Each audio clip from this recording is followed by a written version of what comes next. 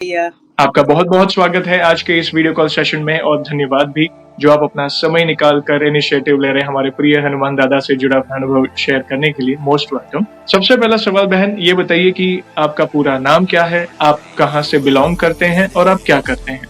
मेरा नाम चेतना है। मैं गुजरात से बिलोंग करती हूँ, अभी यूके में रहती हूँ। ओके, आप गुजरात से बिलोंग करते हैं, अभी फिलहाल यूके यूनाइटेड किंगडम में रहते हैं। बहुत अच्छा लगा जानकर और हम बहुत खुश होते हैं कि चलिए भारत से तो हमारे जो भी प्रभु के भक्त हैं वो तो जुड़ ही रहे हैं और साथ ही भारत के बाहर जो हमारे सनातनी भक्त हैं प्रभु के वो भी जुड़ रहे हैं, अपने अनुभव शेयर करते हैं। बहुत हम उत्सुक रहते हैं आपके अनुभव को जानने के लिए। थैंक यू वेरी मच जुड़ने के लिए। और अगला सवाल, जैसे आपको पता है ये जो सेशन है हमारे प्रिय बजरंगबली से जुड़ा है तो उन्हीं से जुड़ा है। ये बताइए कि जीवन में सबसे पहले आप हनुमान जी से कैसे जुड़े, मतलब आप नित्य कौन से पूजा पाठ करते हैं, कैसी रही है जर्नी, और साथ ही साथ आप अपने अनुभव को भी बता सकते हैं जिसमें प्रभु ने कोई असंभव कार्य संभव किया हो या उनकी ऊर्जा महसूस की हो या कोई संकेत मिले हो या जो भी आपकी जर्नी रही है, मतलब शुरुआत में भक्ति वाली जर्नी कैसे जुड़े, कौन से पार्ट, फिर आप अपने अनुभव के साथ अपने जो भी 1 बाय 1 अनुभव हुए हैं उसको डिटेल में साझा कर सकते हैं। मैं बचपन से तो अभी 50 साल पहले की बात कर रही हूँ भैया, कि बचपन में तो ऐसा कोई जो माँ बाप ने भक्ति की वही भक्ति की है, कि ऐसा कुछ नहीं है कि ये भगवान अपने हैं, अपने कुछ नहीं। जहाँ ले जाए मंदिर, जहाँ ले जाए वहाँ में हम सब लोग जाते थे। 120 साल तक तो जैसे माँ बाप ने भक्ति की ना वैसे ही भक्ति हमने की है, कि भाई ये मंदिर जाओ, वो मंदिर जाओ, चलो यहाँ जाए, यहाँ पूजा पाठ है, यहाँ है। बस 120 साल हमारी भक्ति माँ बाप के साथ वैसे ही रही जैसे माँ बाप करते रहे। और मेरी 1996 में शादी हुई गुजरात में, और मैं वहाँ जहाँ जा रही थी, जहाँ मेरी शादी हुई, जे घर पे थी मैं, वो घर में मेरे सास की भी वही धार्मिक, बहुत धार्मिक थे। वो भी संतराम महाराज जो है अपना बहुत सारे मानते थे, वो हमारा गुरु है। और हम वैसे जैसे सास भक्ति सिखाते थे वैसे ही भक्ति हम करते थे वहाँ भी। और 2-3 साल वैसे सास के साथ रहे, थोड़ा प्रॉब्लम हो गया तो थोड़ा दूर निकलना पड़ा, आनंद में रहना पड़ा। फिर मेरे बच्चे का थोड़ा भविष्य भी करना, देखना था, ये सब कुछ था। तो हम आनंद में आए और आनंद में आके मेरे बच्चों की पढ़ाई लिखाई जो है वो मेरे एक अंकल है उससे वो हमको रख रहे थे उसके घर में, और साइड रूम में रह के उसका सारा काम हम कर रहे थे, झाड़ू पोछा बर्तन कपड़े सब। और मेरे बेटे को वो पढ़ाते थे, बस मेरे बेटे की फीस भरते थे और बस मैं इसी में खुश थी कि मेरा बेटा बस पढ़े लिखे। मैं जो भी काम कर लूँ मैं करने के लिए भी तैयार थी कि भाई चलो मुझे कोई ऊंच नीच काम नहीं है कि झाड़ू पोछा बर्तन कपड़ा करना। मैं साइड रूम में रह रही थी और सब काम कर रही थी। 1 से 10 साल तक हम बाहर रहे और इतना अच्छा काम किया। साइड में मैं सब जगह पे खाना भी बनाने जाती थी, सुबह शाम 1-2 काम भी मिल गए थे। मेरे हस्बैंड का पाँव का थोड़ा प्रॉब्लम हो गया था पैर में, वो कुछ कर नहीं सकते थे, तो मैं वैसे सारा मुझ पे आ गया था, तो सब काम मैं कर रही थी और जैसे तैसे अपना गुजरान चला रहे थे। जैसे 2-3 साल 3 साल बहुत सारा कष्ट हुआ, लेकिन फिर एक साईं बाबा के हमको दर्शन हुए कि भाई चलो, मंदिर हो गया था साईं बाबा का आनंद में, तो हम साईं बाबा मंदिर गए। एक दिन ऐसा आया भैया कि मेरे पास पैसा भी नहीं था, सब जिसका काम करने गई थी वो सब लोग बाहर चले गए थे, तो काम बंद हो गया था। तो जैसे मंदिर, साईं बाबा के मंदिर किसी ने बताया वहाँ जाओ तो बहुत अच्छा रहता है, तो मैं गुरुवार बिना चप्पल से गुरुवार भरने लगी वहाँ पे। और वहाँ जाके एक दिन ऐसा हुआ कि मैं बहुत रो रही थी बाबा के सामने, कि ऐसा मेरी लाइफ में कि इतना मैं काम कर रही हूँ फिर भी मेरा काम कुछ ऐसा हो नहीं रहा है, कभी चल रहा है कभी बंद हो रहा है। अब खाने का भी थोड़ा ये हो गया था को मैं क्या करूँ भगवान। तो पीछे से किसी की आवाज आई कि सिद्धि विनायक दादा का बहुत बड़ा मंदिर है, वहाँ जो भी मांगो वो मिल जाता है। मुझे पता नहीं किसी ने बोला, तो जैसे मंदिर से उतरी तो मेरा पैर सीधा सिद्धि विनायक दादा के बाजू में। मैं बोली कि चल आज तो मैं जाऊंगी वहाँ, क्या है मैं भी दादा का दर्शन करूं। मैंने कभी भी दादा के दर्शन नहीं किए थे कि भाई सिद्धि विनायक दादा है कि कौन है करके। तो वहाँ गई और इतना सारा अच्छा मुझे महसूस हुआ कि चलो मेरा कुछ हो गया। और अच्छा, मैं हर मंगलवार, हर गुरुवार, जो भी जितने दिन मैं सोचूं कि मुझे जाना ही है, तो मैं बिना चप्पल से मैं निकल जाती थी घर से कि भी चलो मुझे करना ही है काम। तो मैं गणपति के दादा के शरण में जब भी जाती थी तो जाती थी। फिर एक दिन मैंने दादा से बोला कि दादा अब मुझे 10 साल दे दो बस मेरे जीवन के, मैं मेरे बेटे का घर बना दूं और कुछ भी करके मैं बस 10 साल में और कोई ऐसा मैं कर्म नहीं करूंगी जो नहीं करने लायक हो। मैं ऐसा कर्म करूंगी जो होगा इतना करूंगी, लेकिन मेरे बेटे का घर हो जाए। हमारे गांव में जमीन वमीन कुछ नहीं है, खाली घर ही था, वो भी टूटा फूटा था। तो दादा से मैंने मांग लिया उस सामने के मुझे 10 साल दे दो दादा। तो इस टाइम ऐसा मेरा कजन भाई था, वो आया और एक दिन बोला कि तुम ऐसे काम करती हो घर में। मैं की दो हाँ, मैं सब जगह पे कुकिंग का काम करती हूँ। तो बोला कि तुम अमेरिका आओगे।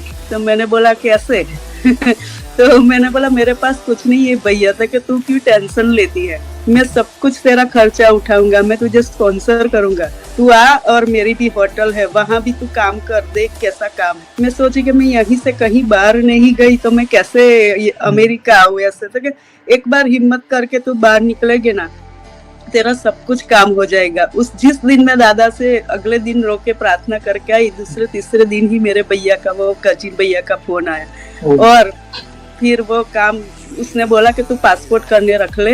तो मैंने पासपोर्ट करने रख लिया और वो बोले कि तू बॉम्बे जाके जितना खर्चा होगा ना मैं दूंगा, वीजा का फीस है, ये है जो है, तेरे आने जाने का खर्चा सब कुछ मैं करूंगा, तेरे पासपोर्ट से लेके मेरे घर आने तक, लेकिन तुझे जाना है। मुझे तो बॉम्बे की बात आई तो मुझे सिद्धि विनायक दादा याद आए कि दादा मैं आ रही हूँ बॉम्बे, मेरा सब कुछ पासपोर्ट में सब कुछ हो गया, स्पॉन्सर भी आ गया और मैं बॉम्बे गई। तो जैसे उतरी दादर तो भगवान को मैं बोली मैं पहले आपके शरण में आऊंगी फिर दूसरा काम करूंगी। तो देखा नहीं था, टैक्सी करके मैं और मेरी सिस्टर थी मेरे साथ, हम दोनों चले गए वहाँ पे, दर्शन किए। दादा को बोले कि दादा अगर ये काम मेरा हो जाता है तो मैं कल भी आऊंगी तुम्हारे शरण में, मुझे वीजा मिलेगा या नहीं मिलेगा लेकिन मैं दर्शन करने तो आऊंगी। तो अगले दिन मेरी फिंगरप्रिंट थी और दूसरे दिन मेरा वीजा हुआ। लाइन में खड़ी थी तो मैं सोच रही थी मुझे क्या पूछेंगे, लेकिन कुछ भी नहीं पूछा। बोला कि आपका नाम क्या है, तो मैंने नाम बताया और क्यों जाना है। मैं बोले मेरे भैया को मिलने जाना है मुझे। तो क्या ओके तेरा वीजा पास हो गया है। मुझे कुछ भी नहीं पूछा वीजा ऑफिस में, कुछ भी नहीं। और वहां से मैं खुश होके बाहर आई और मेरे सिस्टर को बोला मुझे अभी सिद्धि विनायक मंदिर जाना है, और वो भी मंगलवार था। तो मैं वहां जाके बोली मेरी 11 बजे ट्रेन थी गुजरात जंक्शन जो वापस आने थी वो। तो मैं बोली कि अब मैं 9 तो इधर ही बज गए हैं और 11 बजे मुझे ट्रेन स्टेशन पे पहुंचना है, मैं क्या करूंगी। फिर भी मैं बोली कि कुछ भी हो जाए, मैं दादा के दर्शन में बोली हूँ तो मैं जाऊंगी। तो बाहर देखा तो इतनी सारी गिरदी थी कि आपको पता नहीं कि मैं दर्शन कहाँ से करूंगी। मेरी सिस्टर बोली कि अब तो हमको वापस जाना पड़ेगा, 2 घंटे में ट्रेन है। मैं बोली नहीं, मैं जैसे भले बाहर से मैंने दर्शन किया लेकिन मैं अंदर जाऊंगी। इतनी सारी लाइन थी, लोग देख रहे कि बहन VIP गेट पे मैं खड़ी थी, मुझे नहीं मालूम पीछे से कोई 15 लोग आए और मुझे भी अंदर ले गए। ओह क्या बात है। मैंने देखा भी नहीं वो 10-15 लोग कौन थे, कहाँ से आए थे, कौन थे, मैं नहीं देखा। मेरे सिर्फ बस प्रार्थना दादा को, बस मुझे आपका दर्शन करके ही घर जाना है। तो वो कहाँ से मैं गेट से अंदर घुस गई, कैसे दर्शन करके बाहर निकली वो भी मुझे नहीं मालूम। मैं सब कुछ ऐसे करके बाहर निकली और वो बोली कि मैं किसके साथ गई थी, इतनी बड़ी लाइन है, मंगलवार का दिन है और मैं कैसे गई अंदर मुझे भी नहीं पता। लेकिन फिर भी मैं बहुत खुश होकर दादा को बोली कि चलो आपने मेरा काम कर लिया, और वहाँ से टैक्सी पकड़ के सीधा स्टेशन पे आ गए। और ऐसा मेरा चमत्कार गणपति दादा ने किया।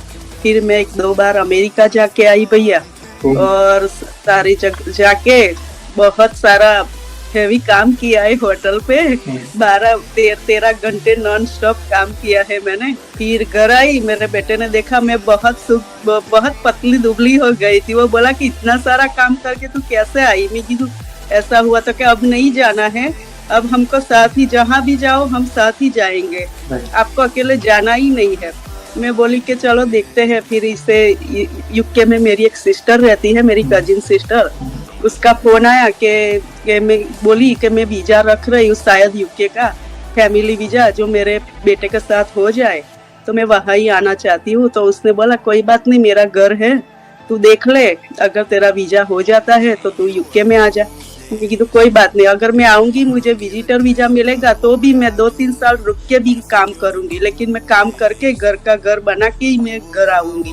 तो क्या कोई बात नहीं, तू आ जा, मेरा घर है।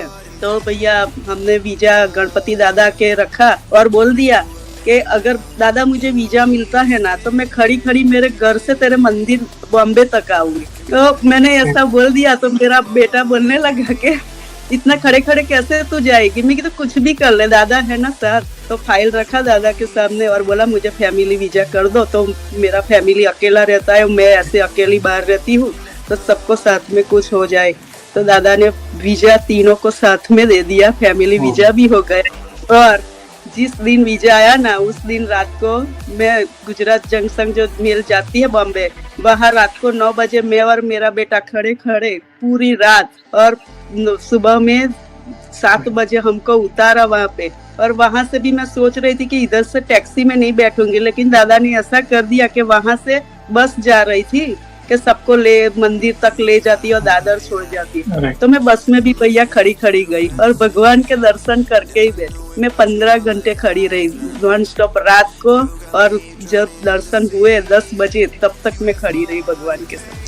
भगवान ने मेरा इतना काम कर दिया। मैं और मेरा बेटा दोनों गए थे और मेरा भतीजा भी था, हम साथ में तीनों गए, तीनों खड़े रहे। रात को इतनी नींद आ रही थी ना, लोग बोल रहे थे कि बहन आप खड़े क्यों हो, इतनी सारी जगह है, बैठ जाओ। मैंने बोला नहीं, मेरा बेटा के वो नहीं बैठेंगे, वो वहाँ जाके ही बैठेंगे। तो वहाँ जाके दर्शन करके और वापस आए घर, और हम 1 वीक में वापस इधर यूके में आ गए। तब से लेके आज तक मैं और मेरा बेटा 12-12 घंटे काम करते हैं। आज 6 साल हो गए हमारे यूके में, 7वां साल है हमारा। भगवान की कृपा से घर भी हो गया, आनंद में बहुत अच्छा सा घर भी ले लिया। इतनी मेहनत की और कोरोना आया तो मेरे हस्बैंड को मेरी सास के पास वापस जाना पड़ा। तो मेरे सास अभी गुजरात में है और मेरे हस्बैंड अभी गुजरात में है, और मैं और मेरा बेटा इधर है। और हम दोनों 5-6 साल से कंटिन्यू ऐसा काम कर रहे हैं। मेरा बहुत सारा कुकिंग का चलता है इधर।